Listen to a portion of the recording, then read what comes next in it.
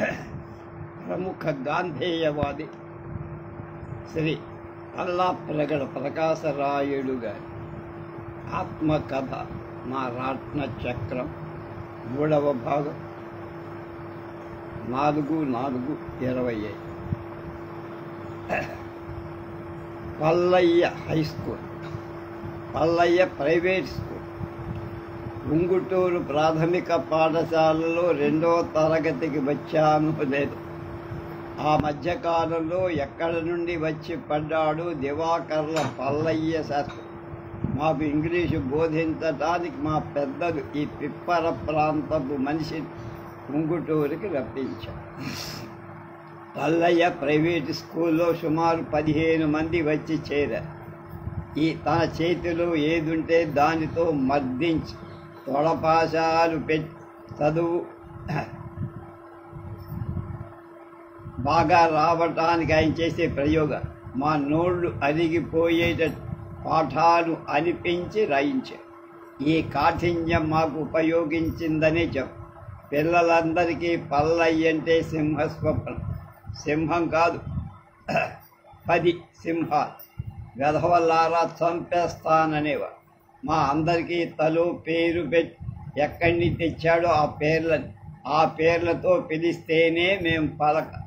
అక్కడ అక్కల్ దాస్, మక్కల్ దాస్, సుల్వాన్, తాజా Ras Al, Kukkal boss, Bavaji, మండియా, టండియా, బైకల్ Khan, Alexander, Kalavath ఇలా పేరు తీసేవారు. ఇలా పేర్లు పెట్టి పిలిచేవారు. అవి 50-80 ఏళ్ల నాటి మాటలైన ఈనాడు మా మనస్సులో పూర్తిగా జీవించేవి కనుక కొన్ని జ్ఞాపకం. ఈ పేర్ల వాళ్ళందరూ చిన్నప్పుడై, కొందరు పెద్దలై, కొందరు స్వర్గస్థులైపోయారు. నేనొక్కడిని కళావతి పేరు సుద్దుల అమ్మన్న కోమటి కుర్రావాడు దక్కేది. అమ్మన్న మరీ నల్లగా ఉండేవాడు కనుక పల్లయ్య మాస్టారు వాడికి ఆ నామకరణం చేశారు.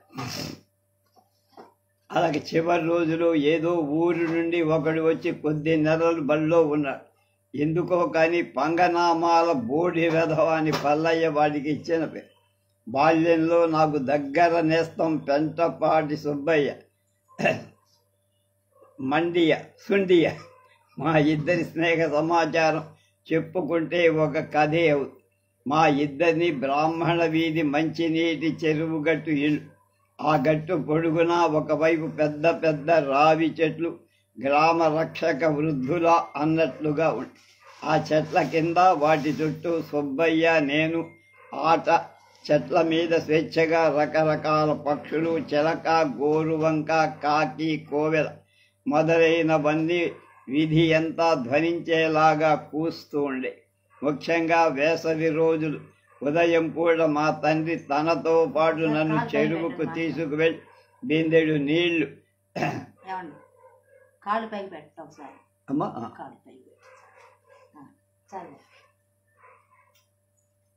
జువ్వి చెట్టు కింద పెట్టి నాకు కంఠస్నానం చేసి నన్ను ఇంటికి తోలేసి తర్వాత తాను స్నానం చేసి వచ్చేవాడు. నేను హుషారుగా కుడి చెయ్యి ఎగరేసి రౌండ్గా తిప్పుకుంటూ ఇంటికి పరిగెత్తేవాడు. సుబ్బయ్య నేను ఒకే వయస్సు వాళ్ళు. టాటాకు తాడు కట్టి, అదే మా బండి. ఒకడు కూర్చోవడం, 2వ వాడు లాగడం. ఇది మా బాల్య క్రీడ. మేము కూడా చిన్నప్పుడు ఆడింది. మా అవస్థను చూసి మామిడి చక్రాలతో ఒక చిన్న తొట్టి చేయించాడు మా నాన్న. మా ఇల్లు ఊరి చివర ఉండటం వల్ల ఆ ఖాళీ ప్రదేశంలో మా ఇద్దరికే బాగా ఉపయోగపడింది ఆ బడి. చెరువు గట్టున ఒక చివరి తాటి చెట్టుకు మించి ఎత్తైన ఈత చెట్టు ఉండే. తెల్లవారి లేవగానే సుబ్బయ్య, నేను వేసవిలో ఆ చెట్టు కింద చేరేవాడు. మాకంటే ముందు చెట్టు మీదకి తయారయ్యేవి కాకు. మేము అడుక్కుంటే అవి యమకులే వాళ్ళం. మేము కొన్ని పండ్లు కిందికి రాల్చేవి కాకమ్మ. ఆ పండ్లు కూడా ఖర్జూరాలంత పెద్దవిగా ఉండే. అమృతోపమానంగా కొన్ని తిని కొన్ని ఇంటికి తెచ్చుకునేవాడు. పక్కనున్న నీటి బోదలు మెత్తని ఒండ్రు మన్ను చేసి అగ్గిపెట్టె చక్రాలతో ఇటుకలు తీసి ఎండబెట్టి ఇంటికి తెచ్చి వాటితో గుళ్ళో కట్టుకునేవాడు. వర్షం రాగానే కూలిపోయి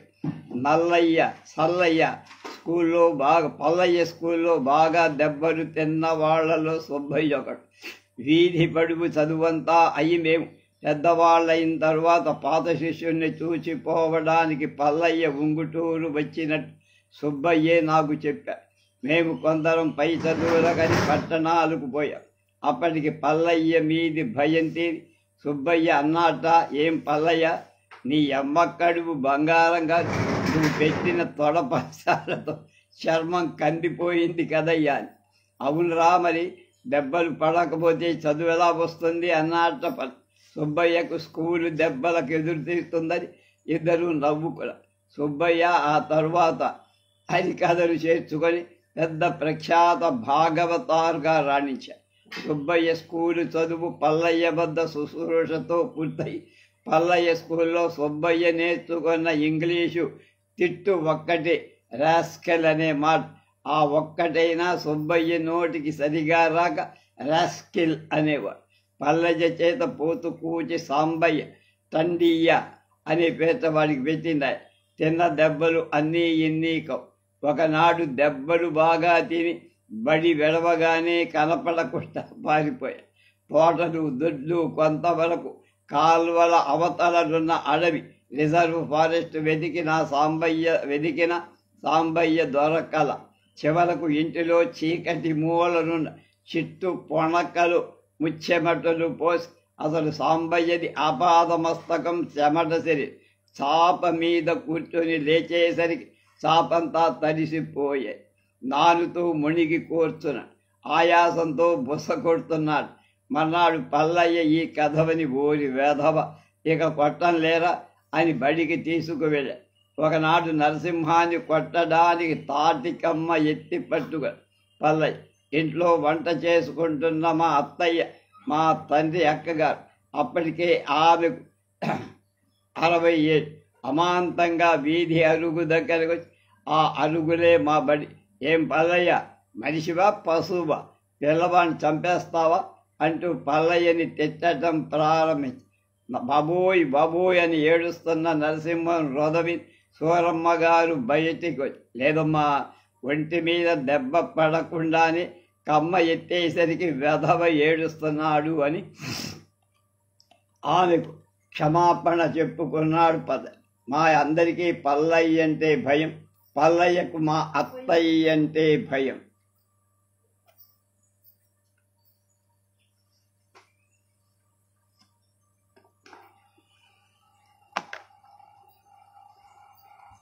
పల్లయ్య బడి పిల్లల్ని కొట్టినా మేమంటే అతనికి ఇష్టం లేదు. అప్పుడప్పుడు వీసకు తక్కువ కాకుండా తాజాగా తయారైన పకోడీలు తెప్పి ఉంగుటూరులో పకోడీలు తయారు అదే మొదలు. పిల్లలందరికీ పెట్టు, తాను కూడా తినేవాడు మాస్టర్ పల్లయ్య. శిష్యులందరికీ కంఠపాఠం అయ్యేట్లుగా పల్లయ్య రాగయుక్తంగా మందార మకరంద అనే భాగవత శీసపద్యాన్ని గొంతెత్తి పాడి వాడగల అందరి చేత పాడించు. ఆ పణితి పిండి కర్ల సూరన్న కుక్కల దాసుకు బాగా పట్టుబడి ఆ పకోడీలను మా చేత తినిపిస్తూ పల్లయ్య మమ్మల్ని నవ్వించడానికి కడుపు నిండా మెక్కడం, కడుపు నొప్పి రావటం, కోమటింటికెళ్ళడం, కోరి కొమ్ము తేవటం, బుగ్గనెత్తి కొరకడం, కడుపు నొప్పి పోవడం అన్నదో మరొకటో ఆలాపించేవు. మేక తోక అన్న పదం మరొక పూర్తిగా జ్ఞాపకం లేదు. అలా ఉండేది పల్లయ్య స్వీయ కవిత. పల్లయ్య 1902 సంవత్సరమంతా మాతో ఉండి ఎక్కడికి వెళ్ళాడో చెప్పలేదో మర్చిపోయాను. స్వగ్రామం తిప్పలకే వెళ్ళాడేమో. దెబ్బలు కొట్టిన పిల్లవాడికి పాఠం రాందే వదిలేవాడుగా. ఆయన తానే రాజమండ్రి నుండి పీసపాటి సుబ్బయ్య గారిని రప్పించారు. కానీ ఆయన నుండి పిల్లలకు దెబ్బల గండం తప్పిన ఏదో సుస్థితో ఉండి సుబ్బయ్య గారు నెమ్మదిగా ఏదేదో కొద్దిగా చెప్పేవాడు. ఆ తర్వాత ఇప్పుడు మేము రాజమండ్రి ఎస్ఎల్సీలో ఉండగా ఆయంది రాజమండ్రి కనుక కంబాల చెరువు అవతలి ఒడ్డున వీరభద్రపురం మొగలు నివసిస్తూ మమ్ము మిత్రుడుగా పలకరిస్తూ ఉండే పల్లయ్య ఒకసారి ఇప్పుడు నన్ను కూడా గట్టిగా తొడపాజం పెట్టిన గుర్తు. చర్మం బాగా కమిలిపోయినట్టు నాకు బాగా ఇప్పటికీ జ్ఞాపకం. 5వది పూళ్ళ మిడిల్ స్కూల్, ఉంగుటూరు ప్రాథమిక పాఠశాల. తదుపరి దివాకర్ల పల్లయ్య శాస్త్రులు ప్రైవేట్ ఇంగ్లీష్ చదువు అయ్యి తర్వాత నా చదువు నికరంగా ఒక దారిన పడి ఉంగుటూరుకు 7 మైళ్ళ దూరంలో ఉన్న పూళ్ళ గ్రామంలో బోర్డు లోయర్ సెకండరీ స్కూలుకు నన్ను పంపించాడు మేనమా. మా కుటుంబానికి 2 చెల్లెళ్ళు అమ్మతో సహా ఒక బంధువుల ఇంట్లో కాపురం ఏర్పాటు చేసి ప్రతిరోజు మా నలుగురికి సరిపడ పెరుగు రావులపర్రు నుండి వచ్చేది. బయ్యారపు సీతారామస్వామి పడవలాగే కళాసు రావులపర్రు నుండి నడిచి వచ్చి ఉంగుటూరు నుండి 7 మైళ్ళు రహదారి పడవలాగి ఆ పెరుగు బడ్డి పూళ్లలో మా ఇంటికి అప్పగప్ప చెప్పేవాడు. తండ్రి లేని బిడ్డలమని చెప్పి మమ్మల్ని ఆ విధంగా మేనమామ కనిపెడుతూ ఉండేవాడని తెలియడానికి ఈ పెరుగు మాట. School head master Chilakamarthi Lakshmi Narasimham గారి బావమర్తి మధునాపంతుల రామస్వామిగా పేరుకు తగిన హుందాగల నిండుపైన మనిషి. ప్రతి మాట స్పష్టంగా వినపడే కంచు కంఠ, పసుపు పచ్చని శరీర ఛాయ. ఏ క్లాసు ఎలా జరుగుతుందో చూడటానికి తరచు అజమాయిషీ చేసేవారు. పల్లయ్య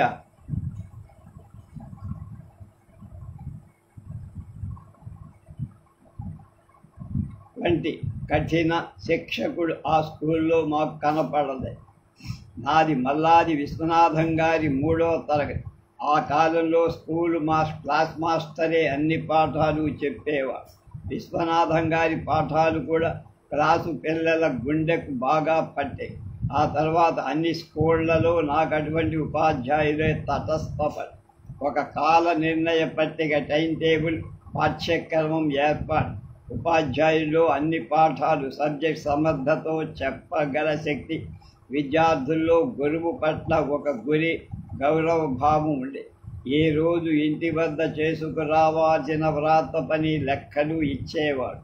ఆ చేసిన పని క్లాసులో మాస్టర్ తన ఇంటి వద్ద సరిదిద్దేవాడు. ఆయన మూర్తి నాకిప్పటికీ కళ్ళ ఎదట కనపడుతారు. పిల్లల్ని కఠినంగా దండించనక్కరలేని గురువు పట్ల భయభక్తి ఉండే. గురువు నడవడిని బట్టే శిష్యుడిలో క్రమశిక్షణ దానంతట అదే ఏర్పడుతుందన్న మాట నిజం. నా చిన్నతనంలో ఆ పూళ్ళ అనుభవంలో అదొకటి చెప్పదు. అక్కడికి 1903లో చదువులో ముఖ్యంగా 3 క్లాసు పిల్లలు నాకు బాగా జ్ఞాపకం ఉన్నారు. చదలవాడ చంద్రం దొడ్లో గులాబీ పువ్వులు బాగా గుత్తులుగా పూసేవాడు. తరచు ఒక పెద్ద గులాబీ పువ్వు తెచ్చి ఇచ్చేవాడు. నాకు మాత్రమే ఇస్తుండటం అతని ఈ జన్మలో గులాబీ పువ్వును చూడటం నాకు అదే మొదలు. అచ్చి పొడుసు వీరయ్య నాకు బాగా జ్ఞాపకం. అతడు 2వ వాడు. కోమటి కనుక ఇంట్లో ఒక మిఠాయి దుకాణం. అప్పుడప్పుడు నా మీద ఇష్టం కొద్ది ఒక కొబ్బరి లౌజు బెల్ల తెచ్చి నాకు ఇచ్చేవాడు. ఎగురుకుంటూ సంగీతం లేని పిచ్చి పాటలు పాడు క్లాసు పిల్లల్ని నవ్వించేవాడు. 3వ విద్యార్థి గుండువారి మంగమ్మ కాదు, మాణిక్యమా అది కాదు. హఠాత్తుగా మనసులో మెదిలి బుచ్చమ్మ బహుబుద్ధిమంతుల. క్లాసు పిల్లలతో ఆమె మాట్లాడటం నేను చూడలేదు. నెమ్మదిగా ఒక చివర కూర్చొని సందడి చేయకుండా పుస్తకాలు పుచ్చుకొని ఇంటికి వెళ్ళి, ఆమె ఇల్లు కూడా స్కూలుకి దగ్గర. మంచి ఆడపిల్లల లక్షణమది అనుకునే. చిటుక్కుమని లేచి చటుక్కున తన ఇంట ప్రవేశించే. చదువులో కూడా ఎవరికి తీసిపోయేది కాదు. పూళ్ళ ఉనికితో మరొక విషయం, ముఖ్యమో అముఖ్యమో నాకు బాగా జ్ఞాపకం. పూళ్ళకొకటి 2 మైళ్ళలో సల్లబూర్ మల్కి మహమ్మద్పురం అనే కుగ్రామం. అందులో ఒక దేవతా విగ్రహం ఉండేది, ఇప్పటికీ ఉంటుంది. అందులో సత్తు భవానమ్మ అనే పేరు గల చాలా పెద్ద ఎర్రని లక్క రంగు విగ్రహం ఉండే. 10 చేతులతో తెల్లని పెద్ద కళ్ళు గల విగ్రహం. ప్రతి చేతిలో ఒక ఖడ్గం. కాలి కింద గట్టిగా తొక్కి పెట్టబడ్డ రాక్షసి వంటి బొమ్మ ఒకటి. ఆ విశాల రాక్షసే రాక్ష ఆ విశాల నేత్రద్వయం భయం పుట్టి తెరచి ఉన్న పెద్ద నాలుక చూసి మాతో వచ్చిన కుర్ర పిల్లవాడొకడు భయపడి అమ్మయ్యో ఎంత ఆడదు అని కెవ్వున కేక పెట్టారు. అలా 1 ఏడాది పాటు పూళ్ళ కాపురం 3వ తరగతి చదువు ముగిశాయి. 4 ఉంగుటూరు లోయర్ స్కూల్ అనుకోండి, LS స్కూల్. ఊళ్ళ నుండి ఆకస్మికంగా ఉద్వాసనకు ఒక కారణము. మా ఉంగుటూరులోనే మా కోసమని చెప్పి ఒక ప్రైవేటు మిడిల్ స్కూల్ స్థాపించారు కొందరు పెద్ద. వాళ్ళ పేర్లు జ్ఞాపకం చేసుకోవటం కూడా ఈ కథనానికి నాకు. మా జ్ఞాతి కుటుంబాలలోని ఒక ప్రయోజకుడు గ్రామంలో పలుకుబడి గెలవాడు తల్లాప్రగడ సర్వారాయుడు. 2 పక్క గ్రామం ఆస్వామి భూస్వామి మంకెన రామానాయుడు. 3 రాగుల పర్రు గ్రామకరణం మా మేనమామ ఆదూరి శేషయ్య. 3 25-30 వయస్సు వాడు. మంచి ఉత్సాహం. వాళ్ళ ఆర్థిక సమర్థత కాక కేవలం ఉత్సాహం చేతనే వాళ్ళ చేత స్కూల్ స్థాపన చేయి. 1, 2, 3 ఫారాల వరకు అక్కడ 3 ఏళ్ళు నడిచాయి.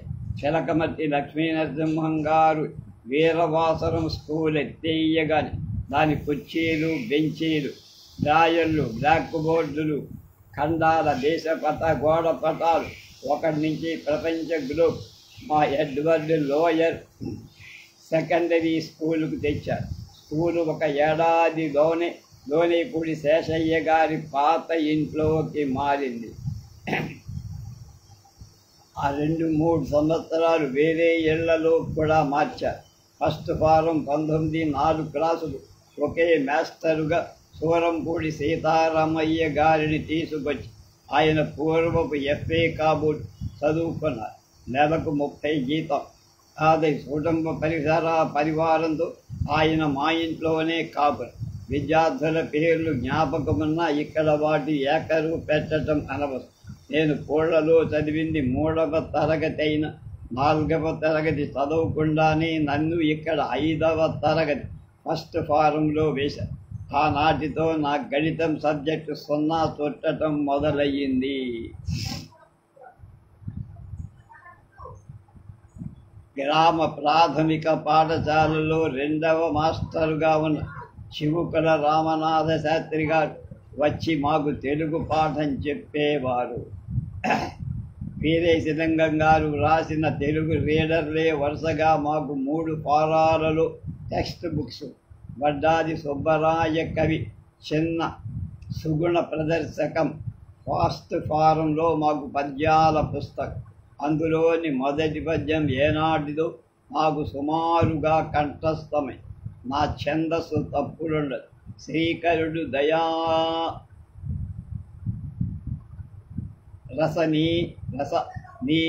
నీరాకరు అసమాన ఘనుడు అభవుడు లోకానీక కుటుంబుడు నిత్యడు అనేక సుగుణుడు ఆదిదేవుడు ఇచ్యుత శుభములు.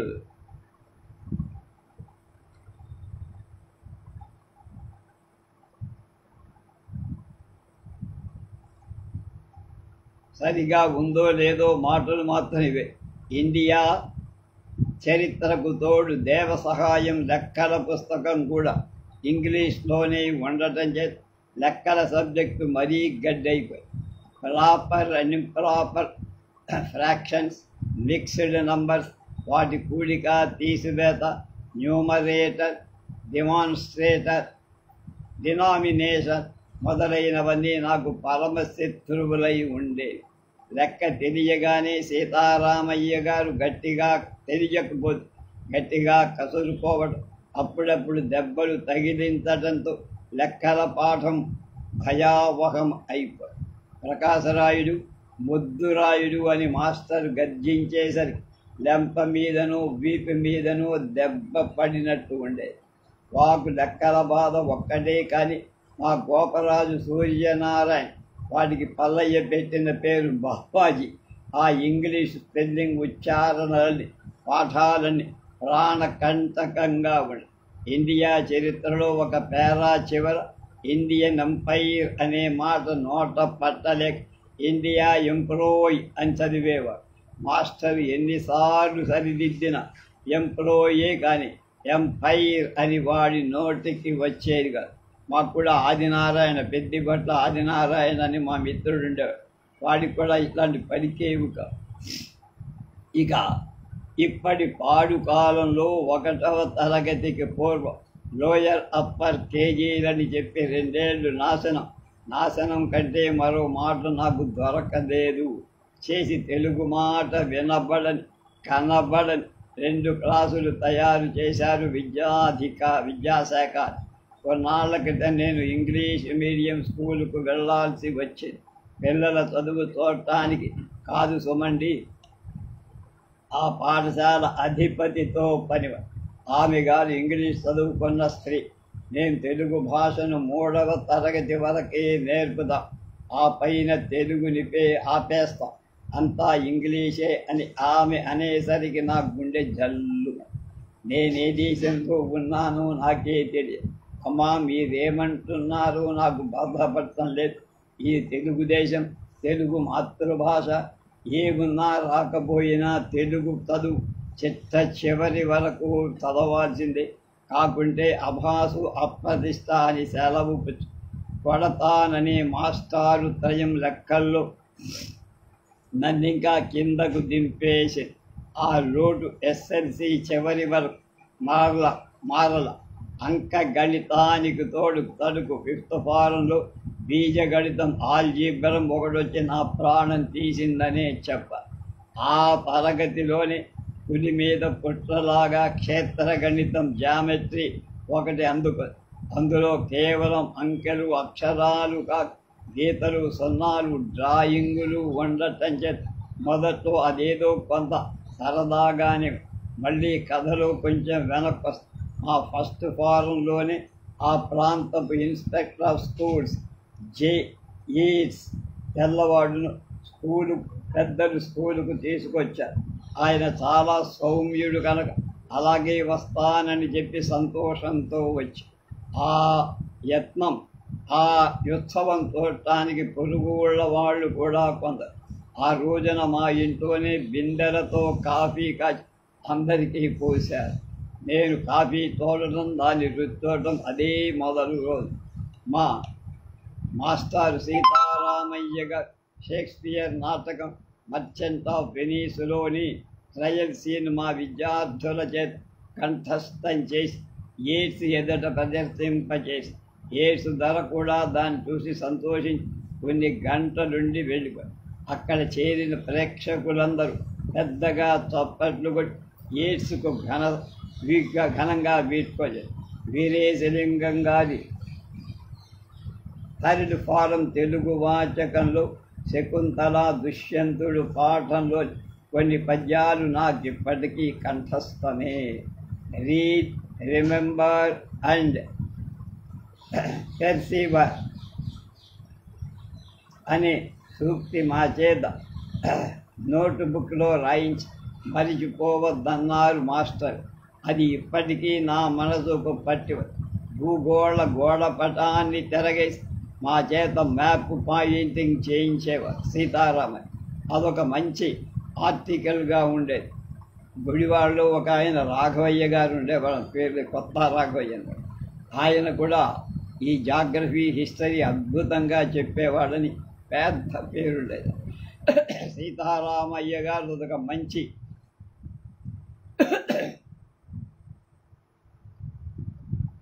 ఎక్సర్సైజ్గా ఉండేది.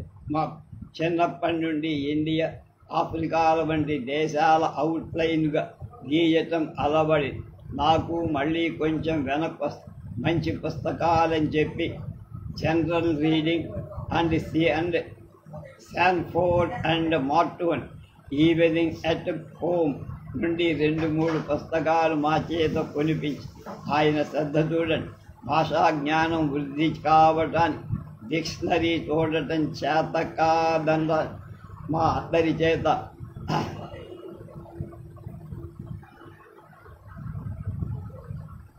అరండేల్స్ పెద్ద డిక్షనరీస్ కొనిపించారు. ఈవినింగ్ ఎట్ హోమ్లో ఇవి చిన్న చిన్న నీతి కథ అందరి అలెగ్జాండర్ అండ్ రాబర్ట్ అన్ని కాలాలకి పనికి వచ్చే నీతి కథ. మంచి సాహిత్యం మనిషికి స్నానాల కంటే మిన్న అన్నపానాల జాన్ రస్కిన్ రాసిన సిసేమ్ అండ్ లిలీస్ 2వ భాగం. క్వీన్స్ గార్డెన్లో ఉన్న విషయమంతా మంచి సాహిత్యం యొక్క మహత్వాన్ని గురించి. ఒకసారి నేను జిల్లాల మీద assistant inspector of schools Mantapudi Kameswararao గారు స్కూల్ పరీక్షకు వచ్చా. అంటే school exam inspector 19 the fox and the grapes అన్న కథ 10-12 చిన్న వాక్యాలలో మాకు వినిపించి అది మళ్ళా మాకు చేతనైన చిన్న వాక్యాలతో వ్రాసి చూపించమన్నాను అన్నారు. క్లాస్ అంతా కలిసి 10 మంది ఉంటామేమో. మా పలకలన్నీ తీసుకొని తప్పుడు తిరిగి వాటిని మాకు ఇచ్చేశారు. నా వలన నా చేత పెడుతూ వెరీ గుడ్ ఆయన నాకిచ్చిన నోటి సర్టిఫికేట్ ఈ చిన్నతనంలో నా రిమార్క్ నాకెంతో గర్వకారణంగా ఉంది. తుంగుటూరు 1 మైలులో ఉన్న నాసుగుంట గ్రామం సుబ్బారాయుడు అతని తమ్ముడు కూడా చదువు కోసం మా స్కూలుకు ఒక పెద్ద మల్లెపూల పట్టండి సీతారామయ్య గారింట్లో ఇచ్చేవారు. అదే నాకు మల్లెపూలుతో కలిగిన ప్రథమ పరిచయం. ఈ స్వీయ గాథలు పూలు పక్షులు అనే అధ్యాయం 1 అంతకు ముందే రావాల్సి ఉంది. బరుపు వల్ల మధ్యగా అది దాటిపోయి దీని తర్వాతనైనా అది రావు. 1906 చివరిలో మా మిడిల్ స్కూల్ ఎత్తేయబడి అది మా కోసమే వచ్చింది కనుక మా థర్డ్ ఫారం చదువుతోనే అది ఆఖరి. ఈ 3 ఏళ్ళు అది కాగానే పనిచేసిందని చెప్పుకోవాలి. సీతారామయ్య గారి స్కూళ్ళ సూపర్వైజర్ పని సంపాదించి వెళ్ళిపోయారు. 7th 8th పాఠాలు ఆయనకు అసిస్టెంట్లుగా వచ్చి పనిచేసిన వాడు ఎవరి దారిన వాడు చూసుకొని ఒక్క నా లెక్కల సబ్జెక్టు మాత్రం దిక్కు లేకుండా వెనకబడిపోయిందని ఎన్నోసార్లు చెప్పుకో. దైవికంగా తటస్థించిన మరొక విషయం నిజంగా దైవికం. 3 ఏళ్ల పరిచయ ఫలితం సీతారామయ్య గారికి మా మేనమామ శేషయ్య గారి ఒకరిని వదిలి ఒకరు విడవలేనంతగా బావా అనుకునేంత ఆత్మీయత ఏర్పడి పువ్వులు పక్షులు తర్వాత పై వ్రాసుకున్న నా 6 తరగతుల బడి చదువుల్లో చెప్పుకోదగిన ప్రత్యేక విషయం నాకేం కనపడదు. కేవలం బడి గోడల మధ్య జరిగిన పుస్తక పాఠాల చదువు విద్యే కాదు. చదువు కంటే విద్య విశాలమైంది, లోతైంది. దైవం ఇచ్చిన అన్ని శక్తుల సద్వినియోగంతో సంపాదించుకున్నది. విద్య అనేదగి అందుకే దానికి దివ్య ధనం అన్నారు. వట్టి రూకల సంపాదనతో జీవితం కడతేర. అంతేకాదు విద్య దాచిపెట్టుకునే వస్తువు కాదు. విద్య ఎన దివ్య ధనంబు అఖిలార్ధ కోటికి పూర్తిగా ఇచ్చిన పెరుగు పోదు యుగాంతపు వేళనే యావత్ సృష్టిలో ఏకమై at one of in future at with nature బతికే కళ పేరే విద్య. అలాంటి ప్రాణం పోసే లేక ప్రాణం పుచ్చుకునే నిర్వచనం ఇది. ఎవరయ్యా నువ్వు అని ఒక సూఫీ యోగిని పేరు మర్చాను అడిగారట. I have no name, father and mother have I none, I am everywhere. The beloved's love flowed over me and I found myself here అని జవాబిచ్చాట సూఫీ కర్త. అలాంటి విద్యాధరులు సర్వత్రా ఉంటారు.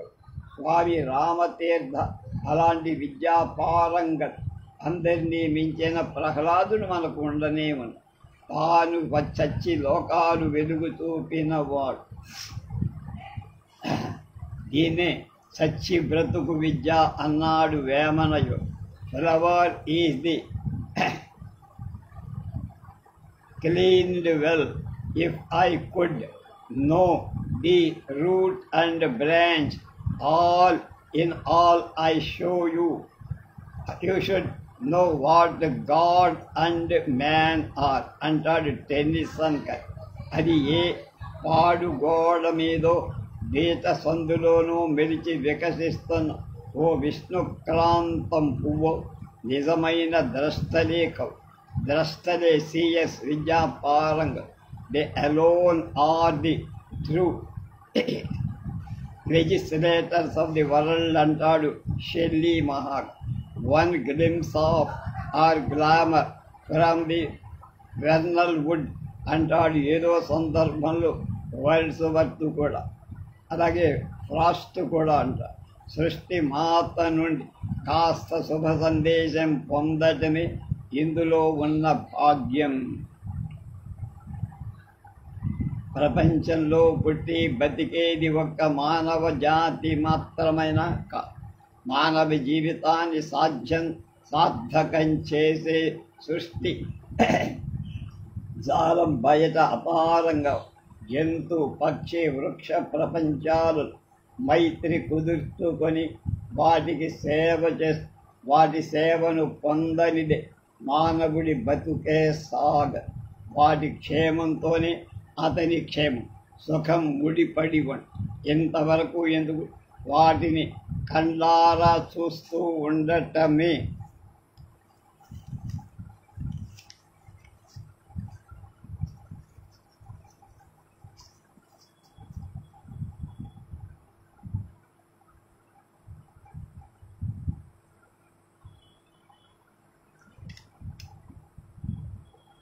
మనిషికి ఒక ఆనందం. మనం ఇప్పుడు జూ పార్కుకు పరిగెత్తుకు ఉంటాం చూడండి. ఇందుకే కలకత్తా బొటానికల్ గార్డెన్స్ మహాకౌతుకంతో దర్శించడం. అందుకే ఎకరాల మేర ఆవరించిన ఒక వటవృక్షాన్ని వదలి రాలేము. అందుకే పొలం దున్నుతూనో నూలు వడుకుతోనూ బట్టలు నేస్తూనో మరేదైనా ఉత్పాదక పరిశ్రమ చేస్తూనే దుఃఖాలను మరిచిపోయే వాళ్ళు ఉన్నారు. అలాగే జంతువుల అలవాటు మనలోని దురభ్యాసాలు మాన్పగల.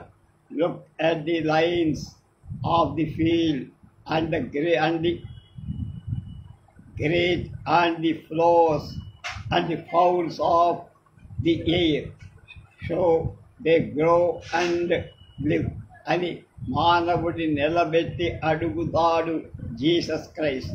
సృష్టి వికాస భయభక్తులతో దర్శిస్తే చాలు మొరడు వారిన మనుషుని మనోహృదయాలు వికాసం పొందుతాయి. ఏవో కొన్ని అనుభవపూర్వక ఆలోచనల ముందక అంతమొదలని పువ్వులు పక్షులు అని పేరు పెట్టి ఈ అధ్యాయం రాసుకుంటుంది. వర్డ్స్వర్త్ కవి వ్రాతల్లో డాఫోడిల్స్ అనే ఒక పద్యం. ఒక చెరువులో నీటి అంచున గట్టుకు చేరి గాలిలో ఊగుతున్న ఈ మొక్కలు వాటి చివళ్ళను వికసించిన పసుపు పచ్చని పువ్వులు ఆ సరస్సు గట్టు వెంబడి నడిచి వెళుతూ 10,000 సా ఐ జస్ట్ గ్లాన్స్ అంటూ అలౌకిక పరమానందాన్ని పొందాడు వర్డ్స్వర్త్. ఒక్క చూపుతో ఇలాంటి ఆనందాన్ని పొందడం బ్రహ్మ విద్యలో భాగం కాదా? ఆ దృక్కుతో అతని విద్యానేత్రం తెరవబడి ఆ పుష్పరాశితో పాటు అతని ఆనందం ఉప్పతిల్లినట్లు. మా తండ్రి స్వయంగా వేసినవు ఆ వాటంతకి పూర్వండి ఉన్నవో ఏమో కానీ అనేక రకాల వృక్షాలుగా నీలాద్రిపురం తోట నుండి ఆయా ఋతువుల్లో పంటకు వచ్చే కాయలన్నీ ఇంటికి చేరేవి.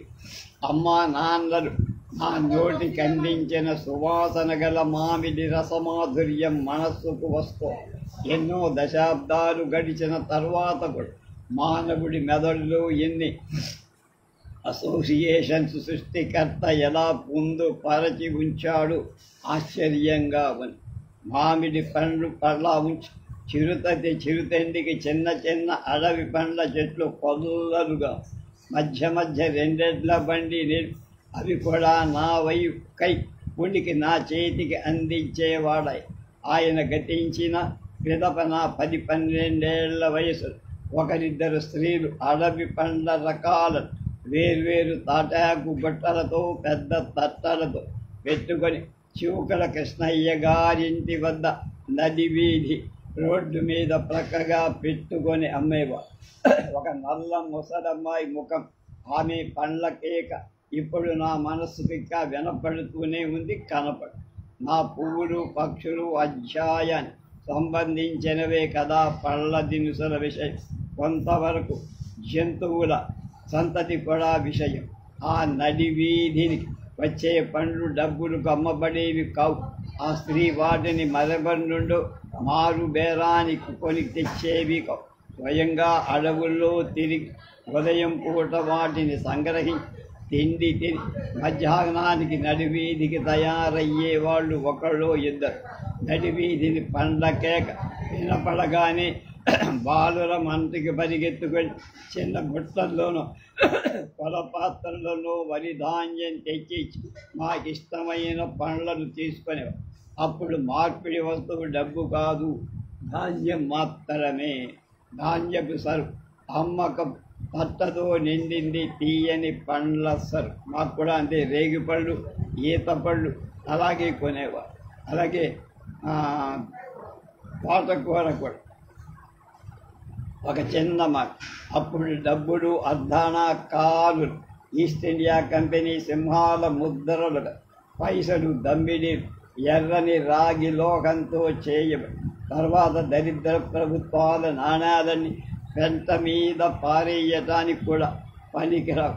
పైనుండి రూపాయి వరకు పిల్లల వద్ద వడ్లు గుర్తుకొని సోదరుడు ధాన్యానికి మేమనిగిన సోదరుడు పట్టిచ్చేది ఆ వృద్ధ. ఆమె వద్ద ఋతుధర్మాన్ని అనుసరించి రేగు, పొల్లరేగు, దుద్దుకు పండ్ల గుత్తులు బహు ఎర్రగా, నక్కేరు పండు గచ్చకాయల సైజులో గురుగు పండు గులాబీ రంగుతో, నేరేడు పండు నల్లగా కొంచెం వగరుతో, కొంచెం వగరు కొంచెం చేదు, దేని రుచి దానిదైన బాలబాలికలకు నోటికి అన్ని అమృతోపమానంగా ఉంది. 1921-22 గాంధీ ఉద్యమ ఆరంభంలో గాంధీ జాతీయ పాఠశాల ఉపాధ్యక్షుడుగా నేను కొందరు పెద్ద క్లాసు మర్యాదస్తు విద్యార్థులకు వెంట తీసుకొని రాజమండ్రి దగ్గర రిజర్వ్ ఫారెస్ట్కి వెళ్ళి గూడా కృష్ణమూర్తి, మద్దూరి కృష్ణమూర్తి, చావడి అచ్యుతరామయ్య, ముందులూరి జనార్దన్ రావు, ఒంటెద్దు పార్వతీశం ప్రభుత్వలతో సహా అడవిదారులలో దిమ్మరి దొరికినంతవరకు అడవి పళ్ళను కోసుకొని తిన్నన్ని తిని కొన్నిటి సంచిలో నింపుకొని నీలం రంగు నాలుకలు అల్లి పండ్ల రసం గుంజు రంగు అధికం ఇంటికి చేరేవారు. నా జాతీయ పాఠశాల అనుభవాల కథ గాంధీ జాతీయ మహోద్యమ సందర్భంగా తర్వాత వస్తుంది. గూడా కృష్ణమూర్తి నా విద్యార్థులందరిలో పెద్దవాడు, ప్రజ్ఞావంతు. ఎంకి పాటలు కల్పించిన నండూరి సుబ్బారావు ఏలూరు గారిలాగానే అమృతంగా అత్యుత్సాహంగా పాడి శ్రోతల మనస్సులు ఉర్రూతలూగించేవారు. అతనిలాగా పాడాలని మేము అతని కంఠధ్వనిని చేతనైనంతగా అనుకరించేవారు. ఇది చిన్న అనుభవమే కావచ్చు, కానీ వాటి రచయిత ఆ నండూరి సుబ్బారావు గారి పాటలు ఆలపిస్తూ ఆయన చేసే శారీరక నటన నేనెప్పుడూ మర్చిపోను. ఆయన పాటలను ఆయనే పాడ. చాలా కాలం గడిచిపోయిన ఈనాటి ఏ మూల నుండో ఆ పాట జ్ఞాపకం వస్తుంది. మా గోగుమా లక్ష్మికి కోటి దండాలు, మనిషికైనా లేని మంచి పోకిళ్ళు అన్నది అంత బాగా పాడేవాడు కూడా కృష్ణమూర్తి కూడా. నాకంటే చిన్నవాడైన శిష్యులందరూ ఏనాడు నన్ను వదిలి వెళ్ళిపోయిన చాలా ఏళ్ళై ఆంగ్ల కవి వర్డ్స్వర్త్ రాసుకున్న Lucy Gray at a fall and we seven at a fell we are seven మొదలగు ఆణిముత్యపు అనుభవ ఉగుసుపోని పిచ్చి సోద జీవిత మూలలు అనివార్యంగా అంటుకొనివన్ అమృత రసగుడిక అంటారా కదా. నన్ను నేను వర్డ్స్వర్త్తో పోల్చుకోవడం సాహసం, కానీ అతని అనుచరుణ్ణి నేను అని చెప్పుకోగలను.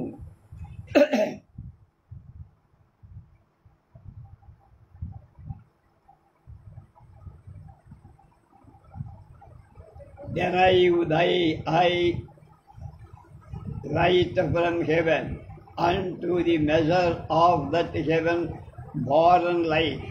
The sun shines in thy place and has content. All are thy under my off once Sarga Atutapur. Then to the measure of the right, which was saved, shine in thy placed and be content అని ఆ కవి సమ్రాట్. జీవితం కూడా ఈ చిత్తెరుక, ఆశ కూడా అదే. కానీ దానికి కావాల్సిన పురుష కృషి ఏది? చివరకొచ్చింది వయపరిణామం. ఇక్ష్వాకుల నాటి మహానుభావుడు sir Arthur with the 12 lights off the round table ఈ ప్రపంచాన్ని వెళ్ళిపోయే సమయంలో అతని శిష్యుడు సర్ బెడేవర్తో ఆఖరి మాటగా అంటాడు నిశ్చయం, నిదానంగా, నిర్మలం. ఏమని? I have lived my life and what may yet remain my be within himself make pure I. అలా అని ఎరుక తోకగాడు అంటే నేను నిబ్బరంగా తనకు తాను చెప్పుకోగలడా? నా దృష్టికి వర్డ్స్వర్త్ మహాకవుల్లో వాడు కదా. కావ్య కళ యొక్క మహాత్మ్యాన్ని గురించి, తద్విషయంగా తన మతాన్ని గురించి 4 సువర్ణ వాక్యాలు వర్డ్స్వర్త్ చెప్పుకున్న విని, the moving accident is not my trade to freeze the blood. I have no ready arts. It is my right alone in summer slate to pipe a ample song for thundering hearts. ఇంతకు మించిన కవి హృదయం, కవి శాస్త్రం, కావ్యానుశాసనం మరైదైనా ఉండగలదా అని నేడు అడుగుతా. చెప్ప ఈ పంక్తులు నా జ్ఞాపకాలు చెదరకుండా చెరిగిపోకుండా హత్తుకొని ఎందుకు? నా అదృష్టంగా నా మతశాస్త్రంలో ఆ మహాకవి భావనతో నేను ఏకమైపోయినట్లు ఆ నీలాద్రిపురం చిత్తడివిలో నుండిన మా ఫలవృక్షాలతో విషయం కొంత పైన చెప్పా. నిడుపైన బండి దారి పొడుగున చక్రాల నుండి వినవచ్చిన గరగరసు రమ్యమైనటువంటి పాటగా నా చెవులకు సోకేది అన్నానా. ఆ అడవి ప్రయాణపు సరదా ఇప్పటికింకా తీరనట్లే ఉంది. ఆకు కనపడకుండా గుత్తులతో నిండి ఉన్న తురాయి నేల తంగేడు చెట్ల పసుపు రంగుల సౌందర్యం ఇంతింత. చిన్నతనంలో ఆ చెట్ల పేర్లు నాకు తెలియకపోయింది. తరువాత కాలం అవి అక్కడక్కడ రోడ్డు ప్రయాణాల్లో కనపడినప్పుడెల్లా అవి కొత్త వస్తువులుగా కాక నా చిన్ననాటి మిత్రుడుగా 50-60 ఏళ్ల వాడి అయి ఉన్న అప్పటికప్పుడు బారునైపోయినట్టు అనిపించే. వయక్కాలపు వాతావరణమంతా మరుగున పడి పూర్వపు రోజులు జ్ఞప్తికి వచ్చి అవే శాశ్వతమనే స్మరణ కలి కుచేరుడు వెళ్ళి శ్రీకృష్ణుణ్ణి కలిసినప్పుడు రెండో వాడు మొదటి వాడికి జ్ఞాపకం చేసిన మొదటి మాట వాళ్ళిద్దరికీ బాల్య విషయం. ఇరువురు గురువైన సాందీపుడి వద్ద చదువు కొన్న చిన్న బాల శిక్ష పాఠశాల సంగతి. అప్పుడు ఇద్దరిలో పెదగొన్న ఆనందం ఎంత గాఢమై ఉంటుందో ఊహించుకో. కుచేలోపాఖ్యానమంతటిలో సాందీపుడి వద్ద వాళ్ళిద్దరూ చేసిన శుశ్రూష శ్రీకృష్ణుడి చేత తినిపించాలని చెప్పి కుచేరుడు తెచ్చిన చిన్న అటుకుల పట్నాన్ని ఎర్ర మార్కు పెట్టుకోవాలి. తన ఉపవస్థకు కుంగున మూట కొట్టుకొని వెళ్ళిన చేరడు అటుకులను పైకి తీసి తినమని చెప్పి కుచేరుడు శ్రీకృష్ణుడికి ఇచ్చాడా? లేదే. శ్రీకృష్ణుడికి ఎంత మహావ్యక్తి, నేను కట్నంగా ఇచ్చేది అటుకుల గింజల అని సిగ్గుపడి ఊరుకొని ఉంటాడేమో. కానీ కృష్ణుడు ఊరుకుంటాడా? కట్టి తానే మూట విప్పుకొని ఆకలి కొన్నవాడిలాగా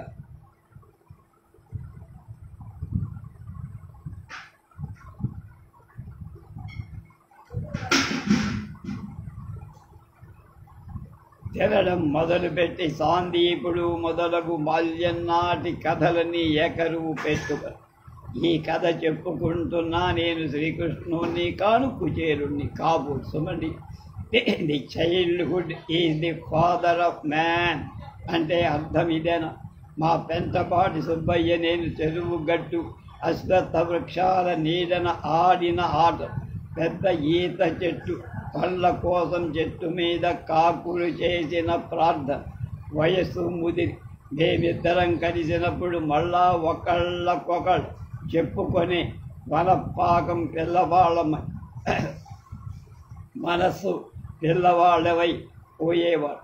సుఖం దుఃఖం రెండూ మానవుడి మానసిక స్థితులే. అట్లా వయోవృద్ధుడు అతి సహజంగా అమాయకుడైన బిడ్డల అంతట్లో దైవ స్వరూపుడు కాగలడు. చిన్న నాటి నుండి శిక్షణ ఎరగనివాడు పెద్ద అయిన కొద్దీ ప్రాపంచిక అలసటంలో లంపటంలో చిక్కి భ్రష్టుడవుతా. జీవిత స్వర్గ నరకాలు అంత దగ్గరలు ఒకదానితో ఒకటి కలిసి ఉంటాయి. అలా చిన్ననాటి సంగతులని ఎరగదోడడం అచ్చమైన ఒక ఆనంద హేళ. నా వయసు వాళ్ళు గుంగుటూరులో మరెక్కడా కాని బహు కొద్ది మంది ఇంకా బతికి ఉండి ఉంటారు. అంటే వాళ్ళకి ఈ జ్ఞాపకాలు ఉన్నాయో లేవు. ఆనాటి చివుకుల సుబ్బయ్య, శ్రీపాద సుబ్బయ్య, గుంటూరి సుబ్బయ్య, చివుకుల సత్యం, తొండిఊరి సత్యం, పల్లయ్య శాత్ శిష్యులందరూ చనిపోయారని వింటారు. వాళ్ళు లేకపోయిన వాళ్ళ పేర్లైన వయసున నిలిచి మనస్సులో నిలిచి ఉండటమే చాలు అనిపిస్తుంది. ఏ పాటి వాళ్ళం అయ్యో సరిపోతున్నాని ఏమైపోతావు కదా అని దుఃఖపడి మిత్రులతో అంటాడు సోకటి. నాకు అలాంటి దుఃఖం లేదురా. నాకంటే ముందు వెళ్ళిన మహనీయులెందరూ ఏఖలీస్, ఎగామునాస్, యులిసెస్ మొదలైన పూజ్యుల దర్శనం అక్కడ నాకు దొరకదు. నాకేం బాధ లేదు, మీరు దుఃఖపడరాదు అని చెబుతూ ఇహపరాలకు సమన్వయం సమానం సమ్మిళితం చేస్తున్నాడు చేయ సమర్థుడైన సోకటి. ఆయన శిష్యుడు ప్లేటో కూడా ఇహమంటే వెర్రి సంతను, నరకమంటే బొందిని విడిచిపోవటం లేని మహర్షులు. అంటే బతుకంటే వాళ్ళు గొప్ప సంతోషం, పరమంటే ఈ ప్రాణాన్ని వదిలిపెడుతున్నామని దుఃఖం లేనట్టు మహర్షులు. పుష్పజాతుల్లో నా మనసు నిండి ఉంది, రాగి ఉన్నది, దాగి ఉన్నది. కురాయి నేల నేల నేల నేల తంగేడులు మాత్రమే కాదు, మాది ఉంగుటూరని చెప్పుకోవటమే కానీ రాగుల పర్రి నా స్వగ్రామం, చిన్నతనము స్వస్థానం. పువ్వులతో జీవితమంతా నాకక్కడే కలిగి ఏ మూల నుండో మళ్ళా బయటపడి మనసుకు ఒక పాతకాలపు తొలకరి మొదటి వర్షంలో భూమిని చీల్చుకొని వచ్చే పొడుగైన చెంగల్వ చిగురాకు ఆకుతోనే శ్రద్ధగల పిల్లల సంతోషపరిచే 4-5 అంగుళాలు కాడకు పువ్వుకు ఆవరణము అన్నట్టు కాడ పొడుగున దాని లోపల ఎర్రని రకం కింజిల్ కారు కేసర, వాటి చివర తెల్లటి బుక్. ఇదంతా ఇలాంటిది మరెంతో సృష్టిలోని వైచిత్రానికి చిత్రముకి ఇదంతా గుర్తు. మానవుడు పెద్దయిన కొద్ది కళ్ళు కనపడవు, బుద్ధి మందగిస్తు. ఏదో పని ఉండి సంస్కృతంలో ఒక జనవాక్యం ఉంది, సమయానికి మనసుకు రావటంలా రాణివాసపు స్త్రీలకు బయటికి వచ్చి సూర్యుడిని చూడనే చూడరట. సర్వ సమృద్ధికి కూర్చిన గర్వం ఒకటి, ఘోష రుగ్మత ఒకటికి మార్గదర్శనం చేసుకుందామని ఏ స్త్రీకైనా కోరిక ఉన్నా ఇంటి మగవాడు ఆమెను బయటికి రానివాడు. అసూర్యం పశ్యలంటారు అలా. ఓహో జ్ఞాపకం వచ్చి అసూర్యం పశ్య రాజీదారు అసలు మాట. రాజు భార్య లేక భార్యలో సూర్యుని దర్శించే భాగ్యం వాళ్లకు లేదట. సూర్య దర్శనానికి నోచుకోని మానవులు కొత్త చెంగల్వ పువ్వు దర్శనం ఎలా దొరుకుతుంది? మేము కూడా చెంగల్వ పువ్వు చూసే మా విష్ణాలయంలో ఉండే. ఫుల్ మాస్టరీ, ఫుల్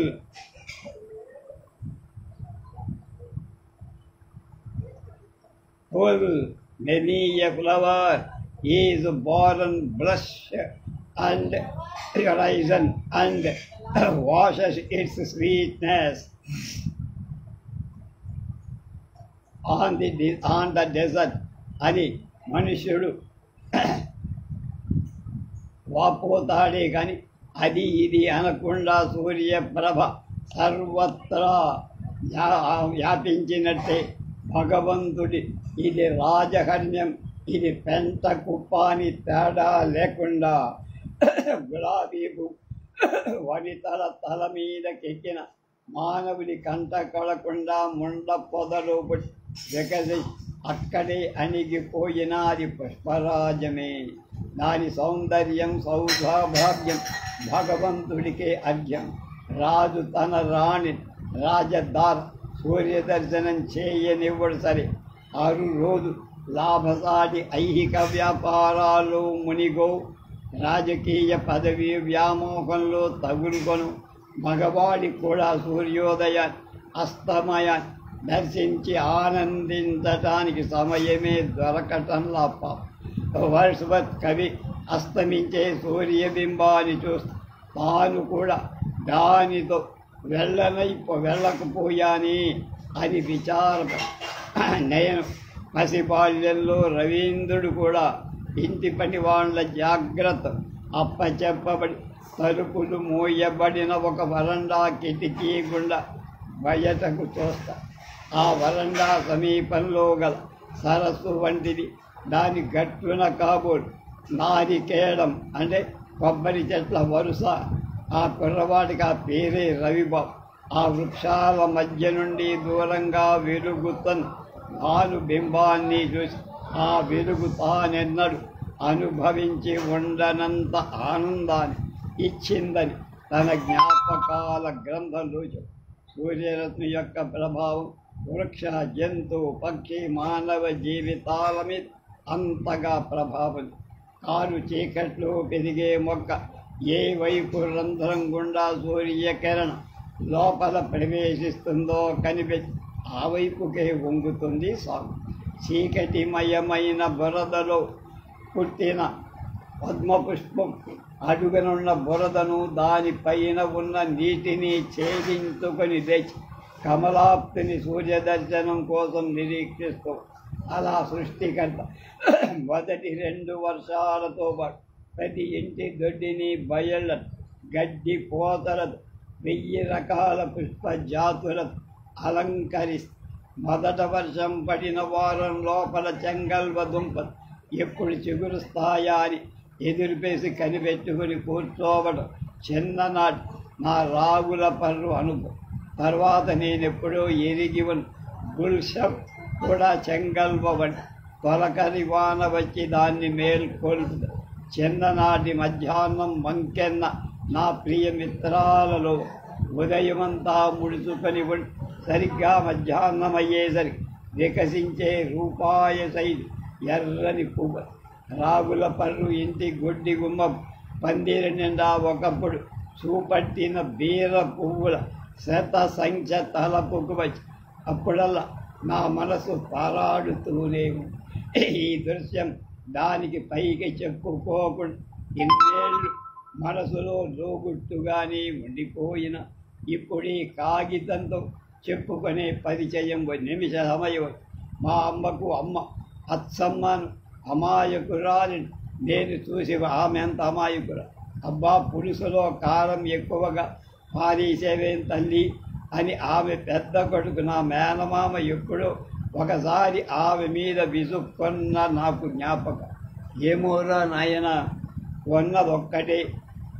అన్నదొక్కటే ఆమెకు చేతనైన మాట, నెమ్మదైనదవు. ఆమెకు అసలు ఇచ్చినవే 1-2 పూర్వకాలపు పాటు. ఏనాడు కాలధర్మం పొందిన మా అమ్మమ్మ మరుద్దామన్నా నాకు మరపు. అటువంటి అమ్మమ్మలు చాలామందికి ఉండవు. అంటే ఆనాటి ప్రపంచం ఎంతగా పాడైపోయేది. బీర పువ్వుతో పాటు ఆమె కూడా జ్ఞాపకం. నా వినికిడిలో ఆమె పాడుతున్న ఏదో ఇక్ష్వాకుల నాటి పాటలు, బీరాయి పువ్వులు పూసేటి వేళ అన్నది ఒక చరణంలో సగం. అది ఆనాటికి ఈనాడు మళ్ళా నా చెవికి వినిపిస్తుంది. ఆ దొడ్డి గుమ్మం పందిరిని అలంకరించిన బీర పువ్వుల సాయం శోభ సమయోచితంగా నాకు గుర్తొస్తాయి. సాయంకాలం అయ్యేసరికి ఎక్కడెక్కడి బీర మొగ్గలు కన్నుల పండుగ విచ్చుకుంటూ ఒక్కొక్క ఋతువు ఒక్కొక్క కాయ పండుగల, ఒక్కొక్క ఉదయం మధ్యాహ్నం సాయంకాలం ఒక్కొక్క పువ్వు కొట్టడం, వికసించడం, రాలిపోవడం తప్పనిసరి. ఈ సృష్టి నియమ విధానం ఏమిటో ఆ సృష్టికర్తకు మాత్రమే తెలియదు. కానీ ఏ ప్రకృతి శాస్త్ర నిపుణుడు విపులించి చెప్పలేదు. పడమటమనున్నాయి ఆ పాడి ఆవుల మందలు అన్నది మా అమ్మమ్మ పాట ఒకటి. మరీ చిన్నప్పుడు నా పరిచయాన్ని వచ్చి ఉన్నదిదైన ఆ పారిజాతాన్ని చూడండి. సరిగా సాయం సమయానికి చెట్టంతా సందు లేకుండా 100 వేలుగా ముకుళాలతో నిండి ఉండి ఎప్పుడు రహస్యంగా మొగ్గలు విచ్చుకుంటాయో. మీరంతా గుమగుమలతో ఉదయం అయ్యేసరికి ఒక్క పువ్వు చెట్టునంటుకొని ఉండదు. అంతవరకే దాని సౌరభమ నిరుపమ. ముట్టుకుంటే నదిగిపోయేంత అల్పం, సున్నితం. ప్రపంచం మొత్తంలో మానవుల సంఖ్య ఎంత పెరిగిన కొన్ని కోట్లు మాత్రం ఈ భూమి మీద ఏ రోజుకా రోజు మొలకెత్తే అంకురాల సంఖ్య, పెరుగుతున్న మొక్కల సంఖ్య, మహావృక్షాల సంఖ్య మానవుల సంఖ్య కంటే ఎన్ని రెట్లు, లక్షల రెట్ల, కోట్ల రెట్ల. ప్రపంచానికి హాని చేయని, హాని ఎర్రగని ప్రాణి సంచయం ఎన్ని రెట్లయితే ఏం నష్టం. అందుచేతనే జంతు వృక్ష జాతులలాగా మనుష్య జనాభాను ఎప్పటికప్పుడు ఒక లెక్క ప్రకారం కొద్ది పైన ఉంచుతాడు సృష్టిగా.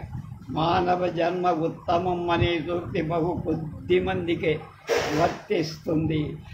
ఎలాంటి మానవ జాతి పుట్టినంత మాటాన భూమికి భారం. భగవంతుడు అక్కడ ఎన్నుకున్న ప్రియ సంతానం తప్ప కోటాను కోట్ల కొన్ని విషయాలే పలుగాకులే పనికి రానివాడు. రకరకాల విభిచార బుద్ధి, తెలిసి తెలియని ఆత్మస్తుతి, పరనింద, పాండిత్యాది గుణగర్వం, పనికి మారిన అధిక ప్రసంగ రోగం, తిండిపోతుతనం, నిలకడలేని తొందరపాటు, రక్తమాంసాల పొగరు మోతుదనం, ఇటువంటివి ఎంతో కొంత లేని మానవుడు సాధారణంగా కనపడు.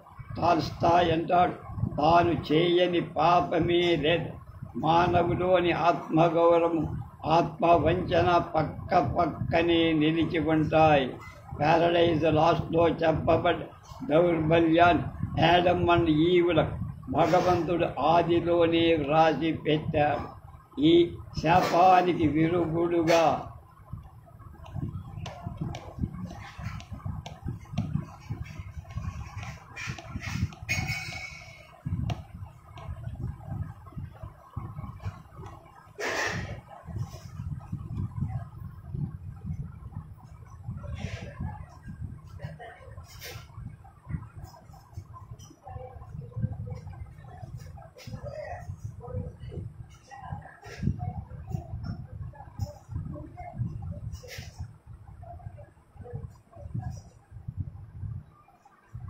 ప్యారడైజ్ రీగెయిన్ కూడా రాసి 1000 వెలుగులతో మనకి చూపిస్తున్నాడు. మిగతా విషయాలు రేపు.